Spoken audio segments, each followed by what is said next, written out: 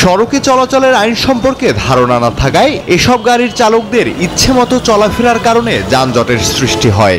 CNG auto কোনো signal ফিগন্যাল, এরা তো ড্রাইভার না, এরা ভ্যানের ড্রাইভার, এরা তো হাইওয়ে রোডের সম্বন্ধে কিছুই জানে না।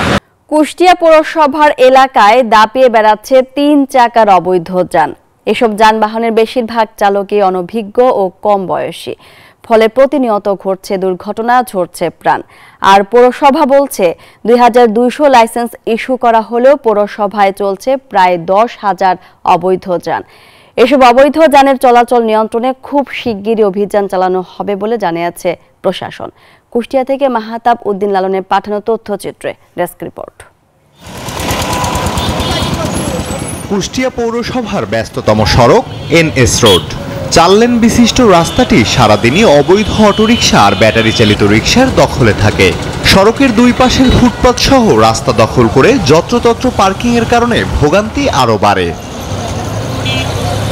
শুধু এনএস রোড নয়, শহরের Majampur gate, Barabazar rail gate, থানার মোড়, কলেজ মোড়, হাসপাতাল মোড় সহ ব্যস্ত এসব সড়কে রাজত্ব যেন 3 চাকার অবৈধ যানের। ভোগান্তিতে পড়েন চলাচলকারীরা। রাস্তা দুর্ঘটনার সবচেয়ে বড় হতাই আছে এরাই, সিএনজি অটো কোনো সিগন্যাল ফিগন্যাল, এরা তো ড্রাইভার না, এরা ভ্যানের ড্রাইভার, এরা তো হাইওয়ে রোডের সম্বন্ধে কিছুই জানে না। আমাদের খুবই সমস্যা গাড়ি চালাইতে।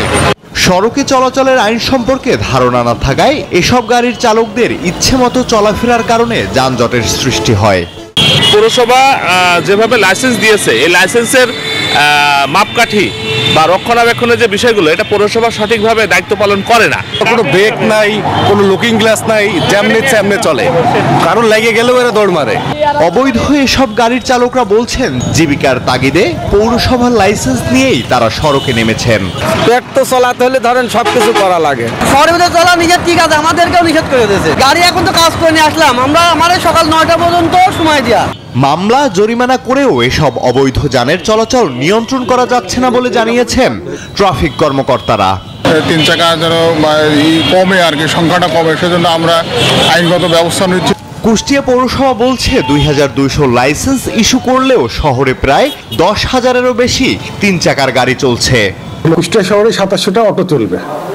এটা একটা জেলা আইন শৃঙ্খলা মিটিং থেকে আমাদের এখানে সিদ্ধান্ত দেওয়া আছে। 3 চাকার এসব অবৈধ গাড়ি নিয়ন্ত্রণে খুব শিগগিরই অভিযান শুরু করা হবে বলে জানিয়েছে প্রশাসন। একটি রোটেশন পদ্ধতি চালু করবে বলে আমরা চিন্তা করেছি এবং আমাদের যে ফুটপাত অবৈধ দখলে আছে ইতিমধ্যে আমাদের সিদ্ধান্ত হয়ে গিয়েছে। আমরা অচিরেই 2-1 দিনের মধ্যেই ফুটপাত উচ্ছেদের কার্যক্রম আমরা শুরু করব।